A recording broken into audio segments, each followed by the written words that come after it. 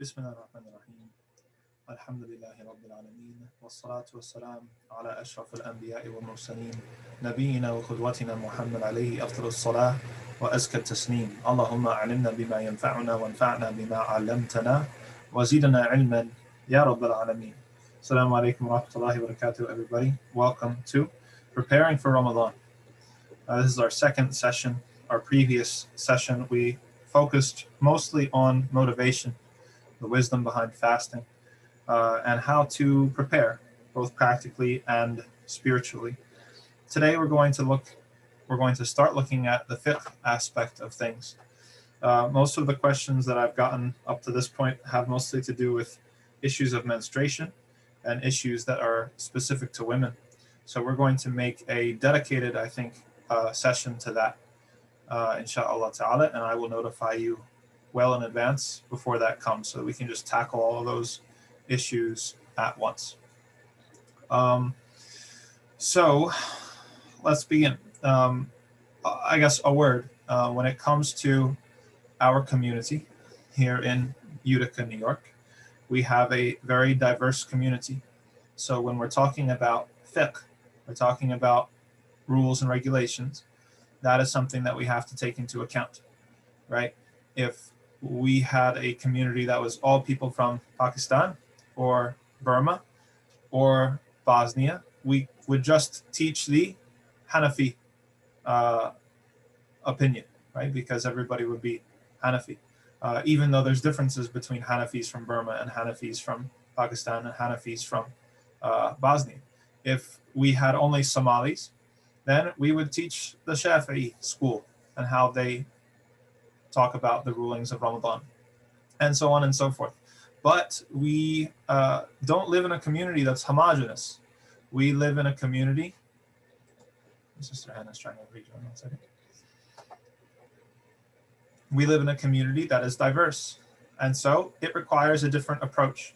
It requires an approach that is able to develop our understanding and appreciation for the different schools of law and what they allow, especially with the realization that most of what you'll find in the schools of law is based off of the practice of the companions.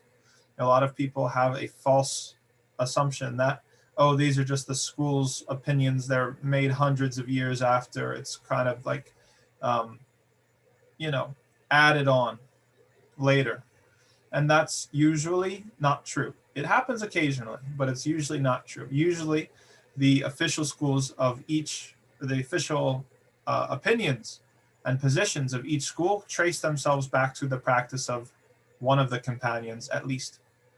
And so part of what we're going to be doing when it comes to studying the how to fast and the different issues around it is we're going to be talking about things from an ecumenical perspective. We're going to be talking about it from the perspective of all of the four schools to understand and appreciate what we can do, what's normal, what's acceptable, and to better be able to define what's outside of that circle of what is normal.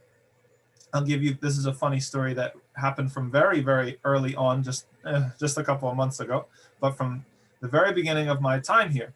There was someone from Yemen, and this was the last Eid that happened, and he prayed the Eid prayer at one of the Burmese masjids, right?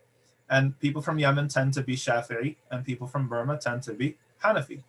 And so when he came back the next time I saw him, he was very upset. And he said, I prayed the Eid prayer with them, and I have no idea what they did. I don't even know if my Eid prayer counts. And so I said, well, what did they do?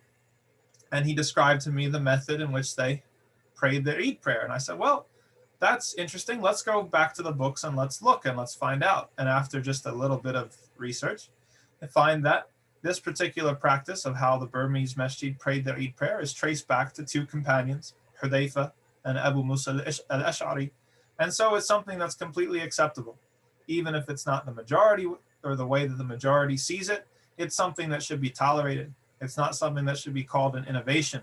It's not something that should be called wrong. It's not something that should be frowned upon or these sorts of things, right? So being able to look into these things helps, and being able to have some sort of literacy, right? Um, it's almost like inclusion and diversity training, but within Muslim legal issues, to understand that, oh, in this particular place they do it this way, and that's perfectly acceptable. It goes a long way to building community cohesion. And everything has its limits, but this is particularly important in fiqh. So without further ado, let's get into the chapter on fasting. So when we're talking about the rules of fasting, we're talking about three main things. The essential components of fasting, there's three of them. Okay, the first has to do with issues relating to time. Okay, that means when do you begin fasting? Talking about how do we know that the month of Ramadan has happened? How do we know that we end fasting? Meaning, how do we know that Ramadan has ended? How do we know when to start fasting in the morning? When do we know when to break fast in the evening? And etc. Basically, everything to do with issues of time. Okay, that's the first essential aspect of fasting, and there's a whole cluster of issues around that theme. That's what we're going to try to cover today, inshallah. We'll see how far we get. The second essential aspect of fasting is things to do with what you have to refrain from. Okay, we got in a little bit with that last class. Some things are obvious, food and drink and intimacy with your spouses, etc. But there's other things that are a little bit more controversial, or they're newer issues, or they're more ambiguous. What if I get a vaccine? I have my COVID vaccine appointment. What if I get vitamin B shots? What if I get this and that, right? Different types of medicine, thyroid medicine, etc., etc. So that's the second essential part of, there's a whole cluster of issues around what we refrain from, and that will be the second essential part. The third and last essential part of fasting has to do with issues of your intention, okay, and niyyah.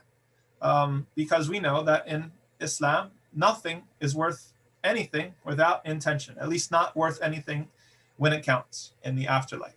And so when do we have to make our intention? What counts as making our intention, etc., etc.? All these sorts of issues are the third cluster of issues. So those are the three main things or areas that we're going to be looking at. Probably 1 week we'll take one at a time, inshallah. And then after that, there's other things that have to do with i'tikaf and these sorts of things, but we'll get there later. Good. So how do we know, because I promised we'd make it a little bit more like Abu Hanifa's circles, how do we know that we have to fast Ramadan? Or do we have to fast Ramadan?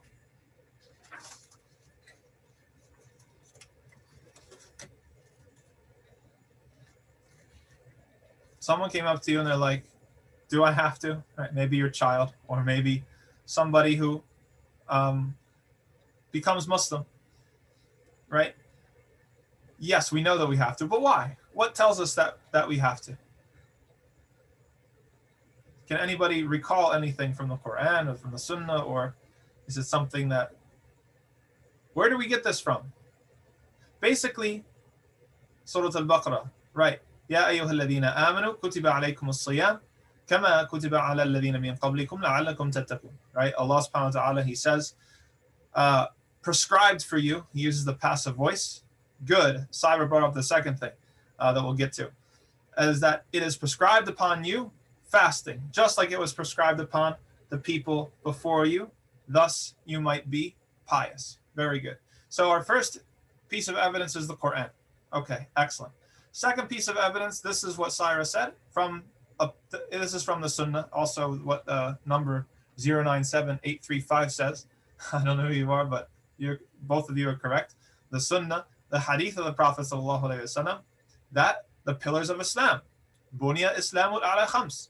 Islam is built upon 5 essential elements or pillars. And in those pillars, he names Sawm Ramadan or Siyam Ramadan, fasting Ramadan. Oh, mashallah, this is Sheikh family. Welcome. See, now I have a friendly face. I'm not just looking at a number. MashaAllah. Okay. There's a third thing. Does anybody know what it is? So we have category 1, Quran. Category 2, the Sunnah. Category 3 type of evidence is, anybody guess? History. You're close. Something related to history. You're warm.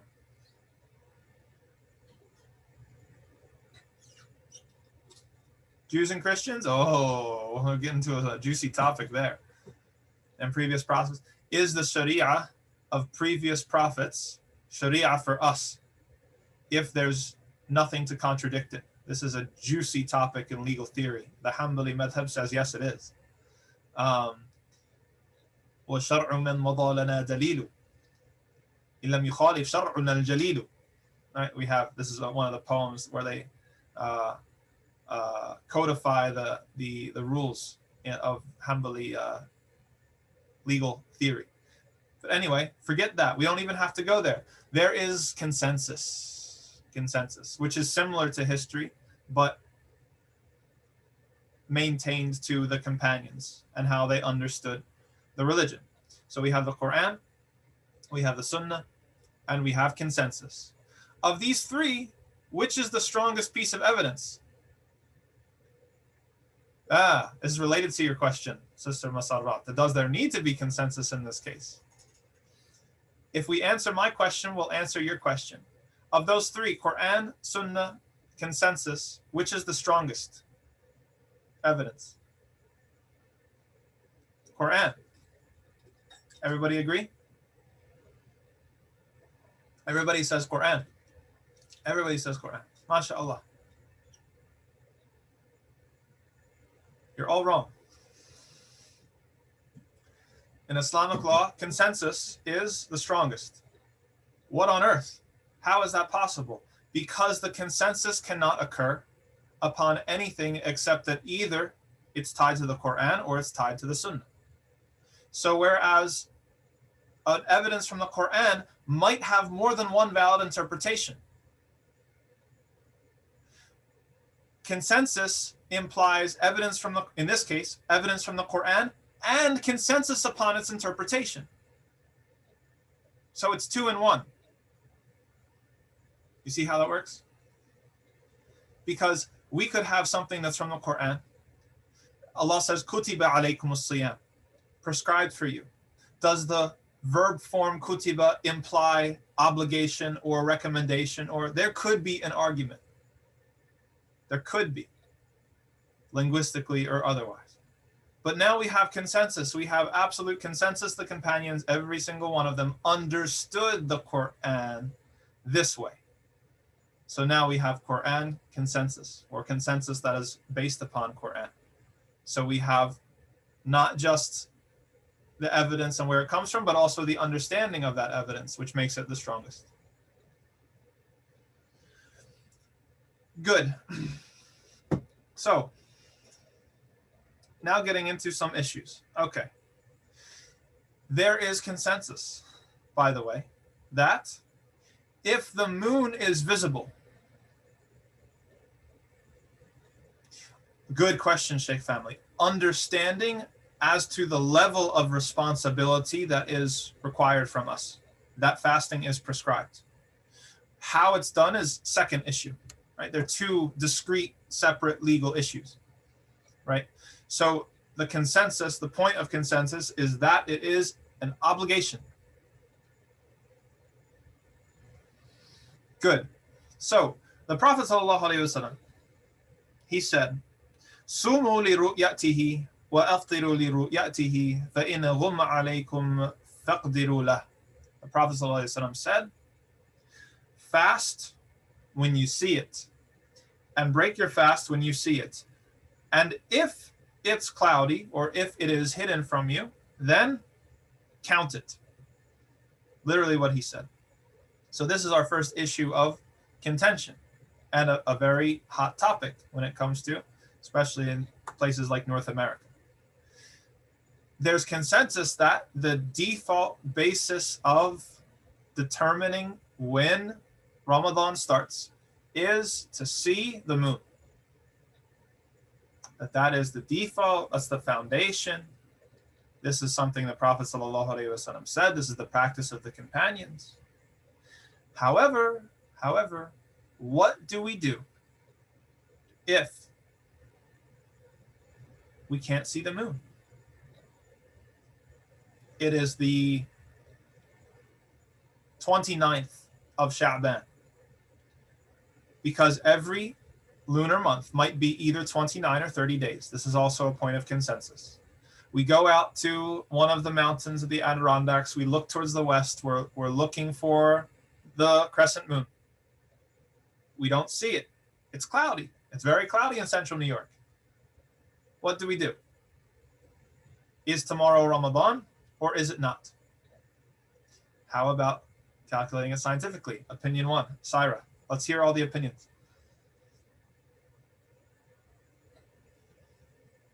Opinion one is calculating it scientifically. What else should we do? If not local, then regional, and so on. So you mean to say if somebody else saw the moon locally or regionally, then you follow them. We're saying, okay, that's a separate issue. We'll get there. I think that's the next issue or two issues later. What if there is nothing like that? Just your community. Okay? Nobody else has seen the moon. It was cloudy everywhere. The whole world, it was cloudy. If not, complete 30 days. Opinion two. Go 30 days and begin. That's opinion two. So two people for opinion two. Anything else? Any other possibilities?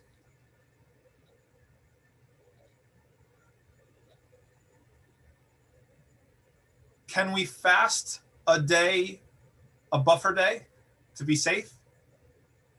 Sister Musarat says no. Okay. Day of doubt. Yom HaShek. That's right. Okay, very good. All these three opinions, they are classically valid. They're valid opinions. They trace themselves back to the companions or the students of the companions. The vast majority and 3 out of the 4 legal schools say count 30 days. Okay? If the 29th is cloudy, you can't see the moon, automatically note tomorrow's not Ramadan, wait an extra day, and then fast the following day after that. Imam Ahmed said you fast the next day. Yom HaShek, the day of doubt. And we have some of the tabi'een, such as Mutarraf ibn al-Sakhir and Ibn Surayj. They said you calculate it scientifically if it's cloudy. That goes back to the tabi'een, right? So we see why this is important, because some people, they get very upset. They say these calculations are new, innovative matters. Oh, wait a second. It's not so fast. If you go back into the books, you'll find this stuff. Al-Hisab al-Fulki. Yes. So we have 3 valid opinions, classically, all narrated from the tabi'een and the companions. And the majority said, you count 30 days of Sha'ban and then fast the next day of Ramadan. Why is there a difference of opinion? Because there's a difference of opinion in how to understand the Sunnah. Yes, the Prophet, this is tying into the first issue. First issue, we said, what's the strongest piece of evidence? Quran, Sunnah, or consensus? Consensus is strongest. This issue will show us why. Every single opinion in this issue uses the same piece of evidence. The Prophet ﷺ said, fast if you see it, break your fast if you see it, and if it's cloudy, then count it. فَقْدِرُوا لَهُ. Literally, he says, then count it. What do you mean count it? That's the source of the difference of opinion. The majority of legal schools said that he meant count the rest of the days of Sha'ban, finish them, and then continue on to Ramadan. The people who said, some of the tabi'een that said scientific calculation, they said that he meant count or figure it out scientifically or mathematically. And Imam Ahmed has his own interpretation of how to basically take from the same hadith that it doesn't mean count to continue the month of Sha'ban, but to count the next day as Ramadan. So we see three valid opinions, even if one is the majority, and we should be okay with that, inshallah ta'ala. What do you do? This is a less controversial issue. What do you do if nobody sees the moon the night before, but then in the daytime you see the moon before during the day, right? So you can see the moon during the day sometimes. The vast majority, except for just a couple of later scholars, said that you don't count this. So seeing the moon has to occur the previous night, right? Either the night of the 29th or the night of obviously the night of the 30th.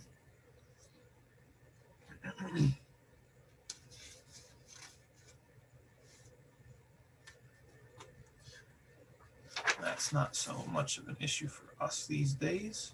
Okay. Now this gets into something that the Sheikh family was kind of notifying us or bringing to our attention. How many people need to see the moon in order for it to be counted? Okay, is it enough that just one person sees it, right? There's kind of these memes that go around.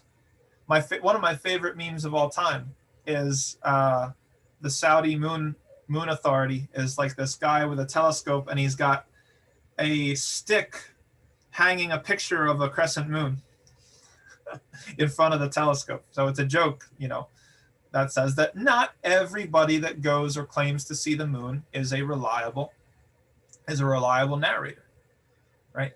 So when it comes to seeing the moon and then bearing witness, saying that this is what I saw, and having that be now what you're basing your entire practice of Ramadan upon, how many people have to see it?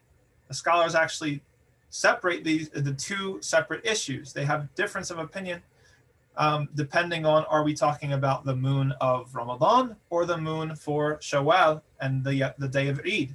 When it comes to the day of Eid, the vast majority of scholars said that it has to be two people, two reliable people to see the moon. When it comes to the first moon of Ramadan, there's a little bit more wiggle room, or there's a little bit more difference of opinion. Imam Shafi'i and Imam Ahmed, they said one single person is enough if that person is reliable. Imam Malik, he said it has to be two people. And Abu Hanifa, he split the difference, and he said that it depends on how cloudy it is, and it depends on how many people are around. He said if it's a clear night and you're in a large city, then there has to be more than two people. There has to be a large group of people must have seen it. However, if it were cloudy, or if you're out in the middle of nowhere and there's not a lot of people, then it's enough to just have one person.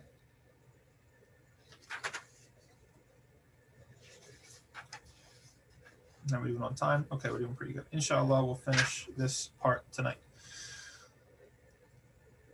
Now we get to an issue that is a source of a lot of modern drama, which the Sheikh family kind of alluded to, right?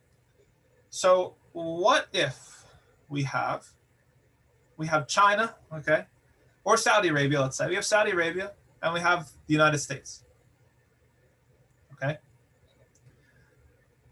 Does a moon sighting in one part of the world necessitate Ramadan for everybody else?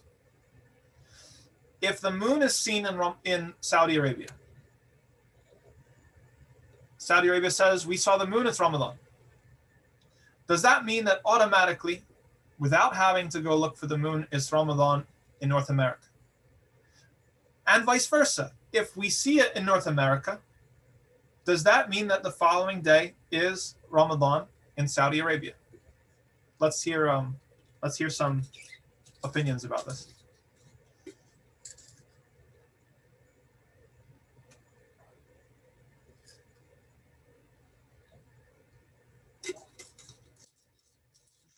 Basically, does every single community have to go out and do its own sighting on one extreme? And on the other extreme, does a sighting anywhere in the world mean sighting everywhere in the world?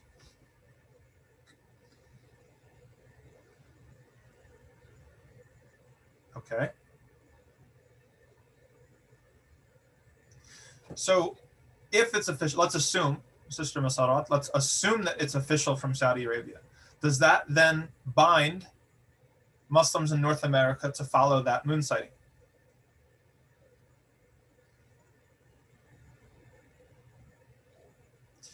Sheikh family brings up the good practice. That's the answer of the Mufti, and that's correct. I mean, not to put an end to the discussion, I still want to hear other opinions, right? Because we can have, this is a beautiful point between fiqh in theory and fiqh in practice.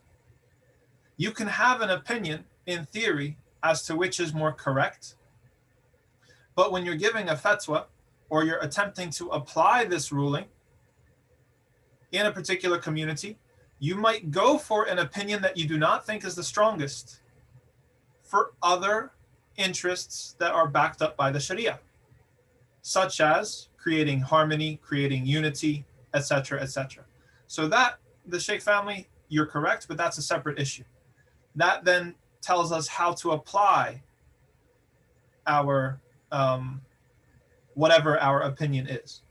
But let's remove the issue of application.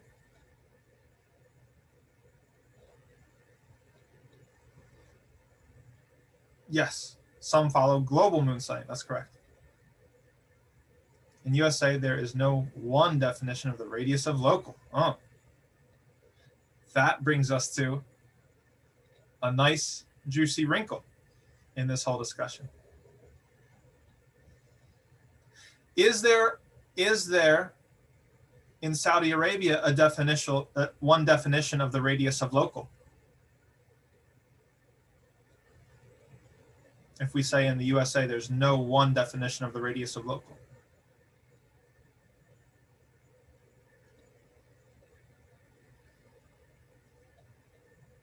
I haven't heard from Sister Syra. You've been silent on this issue. So for New York, would Toronto be local due to proximity, or would Texas be due? Yes, Adam. Yes, good. I like that you're thinking along those lines.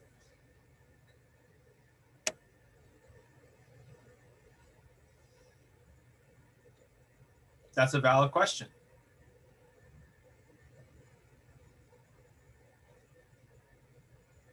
Okay. For the sake of time, all of these answers are acceptable within classical fiqh. Syra says same country. 2 words, right to the point. New Jersey, represent, mashallah. Same country. Maybe before local will be more restricted. Oh, very good. Excellent. So, great job. You see how sticky this issue is, right? It's got a lot of wrinkles to it. So the basic issue is fairly black and white. Does a sighting somewhere mean a sighting everywhere or no? Okay, that's the first issue. The majority of scholars say yes, it does. Okay, we're talking about Abu Hanifa and Ahmed and one of the 2 narrated opinions from Malik. They say that a sighting anywhere means a sighting everywhere. Okay? The secondary opinion of Malik is nope, the opposite. Every single community has to do its own sighting. Nobody follow anybody else. Okay? So we've got 2 extremes. Then we have Imam Shafi'i, who kind of introduces that both what's a middle ground, but also opens a can of worms, which is what people are starting to get into as far as definitions of local and etc. Imam Shafi'i said a sighting does necessitate that other Muslims follow that sighting, but not all across the world, only in what's called ittifaq al-matari', which is like, if we can say, if they follow the same region. And then there's a whole issue of exactly what you all have found. How do we define what is that same reason? Are we going to say by horizon? Like some of the classical scholars said, whoever shares the same horizon, then any sighting within that area then binds everybody else. That's one opinion. Other people, they make it political, like Syra mentioned and Sister Musarrat referenced, right? What does what mean? Ittifaq al-matali'. Oh, like horizon, we're talking about, like, if you imagine the globe, imagine that we're here in Toronto or New York, okay? We look west as far as we can. What's the furthest western point that we see? Where does it land? I don't know. Maybe it's Buffalo. Maybe it's Michigan, right? Maybe it's less than that. Then that is kind of our horizon. And so anybody who shares that same horizon, so it would kind of like cut up the earth into longitudinal swaths. Other scholars, they said it's bipolitical. Okay, so if you have a central authority, Saudi Arabia, Morocco, whatever, then it's going to implicate everybody within that political authority to that sighting. So we see that it's complicated. All of these issues are classically valid, or all of these opinions are classically valid opinions. You might have an opinion as to which one is stronger or which one is weaker or which one is better. However, what the Sheikh family said is the perspective of the Mufti. Okay?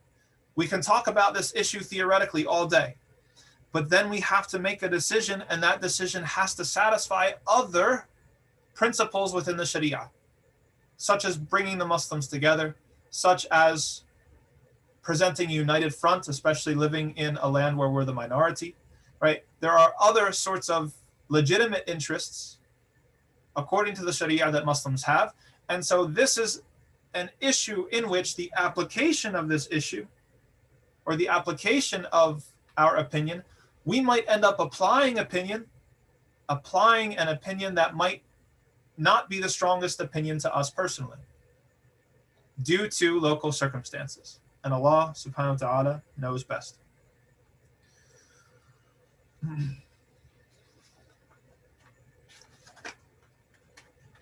In the morning, when do we start fasting? At what point do we start fasting?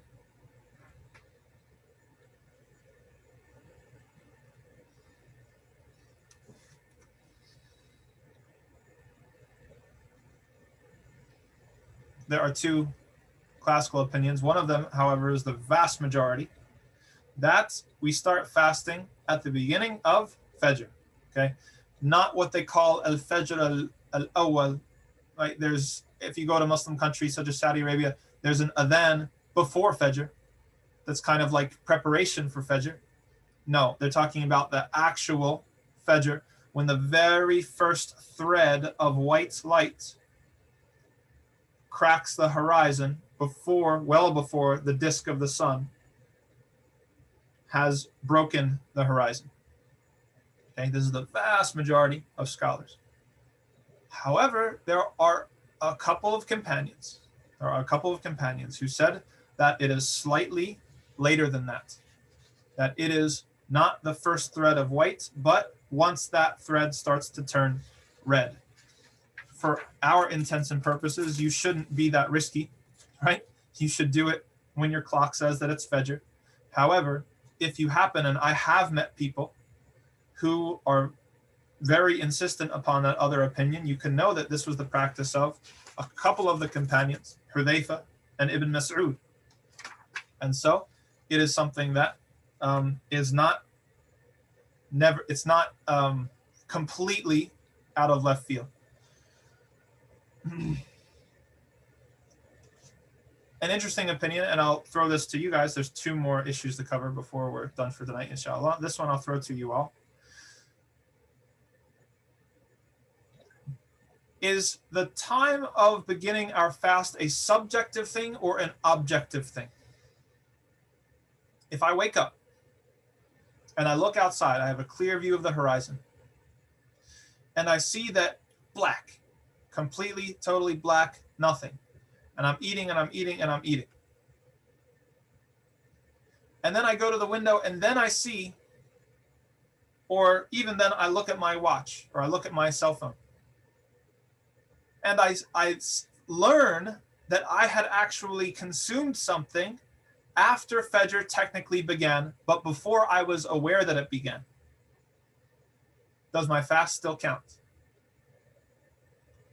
So the issue is my fasting, or is the beginning of my fast an objective thing? Meaning that if Fajr begins at 4:33, it means that anything that I ate or drank after 4:33, if it was 4:33 and 3 seconds, if I ate something or drank something and I didn't realize that it was already Fajr, my phone was out of battery, it died. Does my fast count?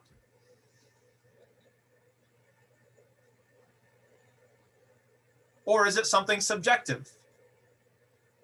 Meaning that it depends on my knowledge of it becoming Fajr. So Fajr objectively was 4:33. I took my last sip of water at 4:34. At 4:35, I find my charger, I plug it in, and I realize that it's Fajr now, and now I stop. Let's hear. Sheikh family has weighed in.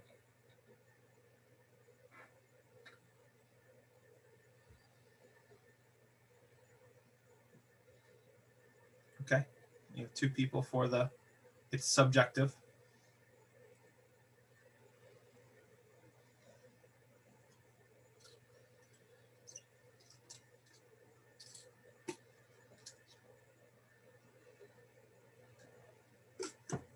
Three people for subjective.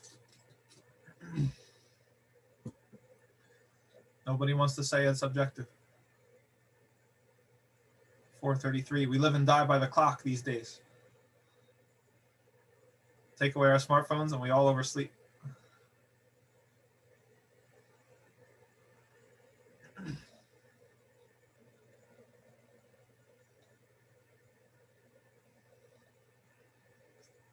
Okay. Your comments reflect the majority. The majority of the jurists and legal schools have said that it is subjective. This is the school of the Hanafi school and the Shafi'i school and the Hanbali school. Say that it has to do with your knowledge of when it is Fajr. So your fast is fine. You drank at 4:34.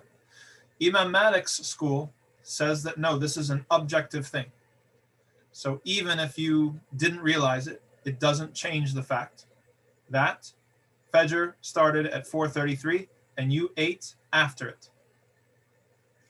And they both disagree because of the understanding of the relevant verse in Surah Al-Baqarah. وَكُلُوا وَاشْرَبُوا حَتَّى يَتَبَيَّنَ لَكُمُ الْخَيْطُ الْأَبْيَضُ مِنَ الْخَيْطِ الْأَسْوَدِ مِنَ الْفَجْرِ. The majority, they say that the word that Allah uses when it becomes clear to you, يَتَبَيَّنَ لَكُمْ, they say this means subjectively. Imam Malik says, no, that's not what it means. It means when it becomes clear, simply illustrating the fact that the first white thread of light is clear on the horizon. So we see, again, how consensus is extremely important. We can have an ayah of the Quran, we can have a hadith from the Sunnah, and we can differ as to what its proper interpretation is. But if we have consensus upon its interpretation or its understanding, then conversation is over.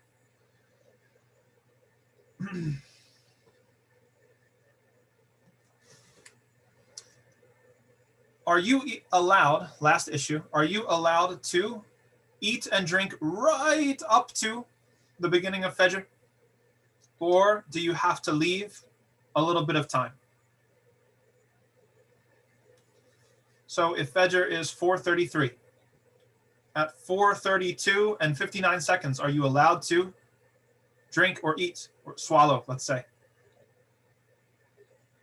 Or must you leave a little space? You stop at 4:30. Finish what's in your mouth. Okay. So you say that you're allowed to eat and drink right up until.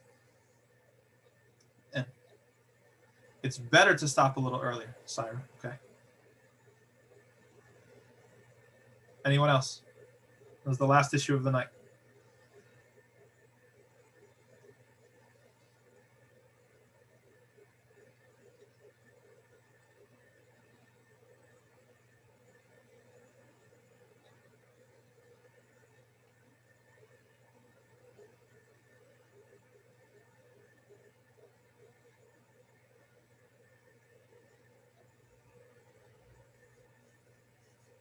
Okay. So we see again these two opinions. The majority say that yes, you're allowed to eat and drink right up until Fajr. You do not need to leave any time. However, it's a secondary opinion with the Malikis, and it's also a secondary opinion with the Hanbalis, that it is not only better, but it is required to stop a little bit early and to leave a little bit of time before the beginning of Fajr. Anyone have any questions? That covers all the issues related to timing.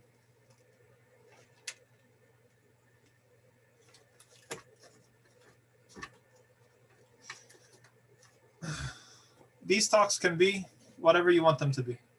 I know that the rules are important to people, and so I don't want to neglect. If you think that they're a little bit too dry and legalistic, we can maybe do an every other one, or we can try to break it up a little bit longer. The witnesses doesn't matter the gender for citing. I need to double check on that. That's a good question. I would need to double check. I don't know off the top of my head.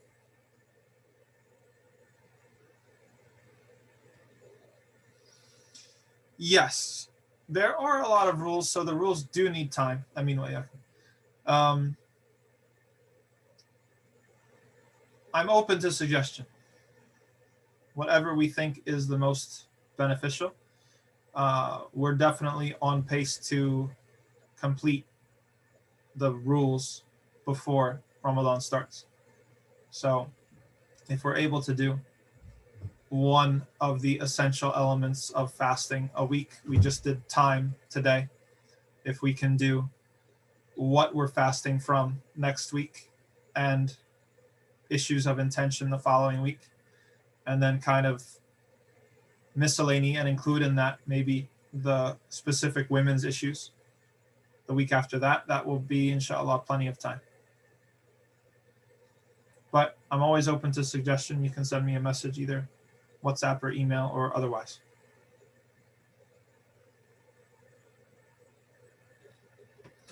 Anything else?